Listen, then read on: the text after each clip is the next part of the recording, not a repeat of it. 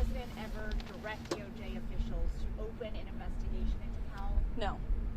And can you reassure the American public that his long-standing criticisms and public comments about Powell had nothing to do with the investigation? Look, the president has every right to criticize the Fed chair.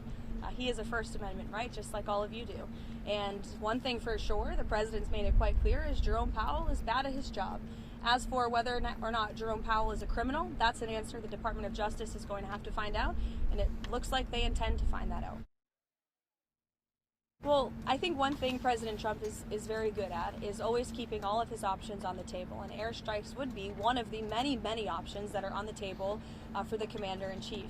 Diplomacy is always the first option for the president. He's told all of you last night that what you're hearing publicly from the Iranian regime is quite differently from the messages the administration is receiving privately.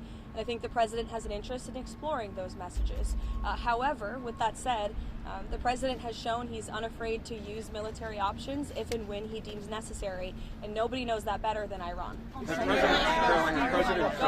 Is Steve Witkoff talking to the Iranians at the moment? I understand that Steve Witkoff will continue to be a very important player in diplomacy with respect to Iran.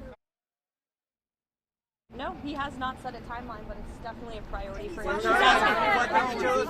She's asking about Greenland, and I think the president was very clear last night. He said that he wants to see the United States acquire Greenland because he feels that if we do not, then it will eventually be acquired or even perhaps hostily taken over by either China or Russia, which is not a good thing for the United States or for Europe or for Greenland as well. Let's not forget, it would not just be in the best interest of the United States, but perhaps it would be in the best interest of Greenland as well to be part of the United States and protected by the United States.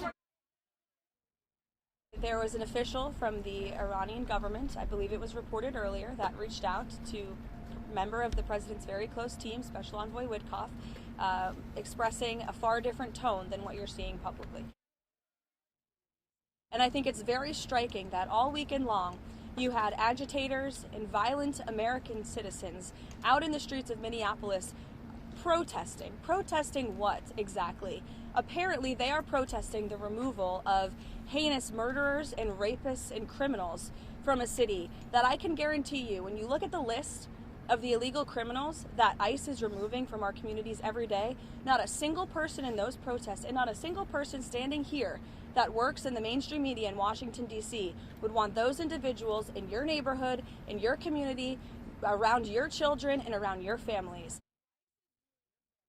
ICE is doing an incredibly important job that's not just important to our homeland security, but our national security. And this administration will continue to stand wholeheartedly by the brave men and women of ICE, including that officer in Minneapolis who was absolutely justified in using self-defense against a lunatic who was part of a group, an organized group, to interject and to impede on law enforcement operations.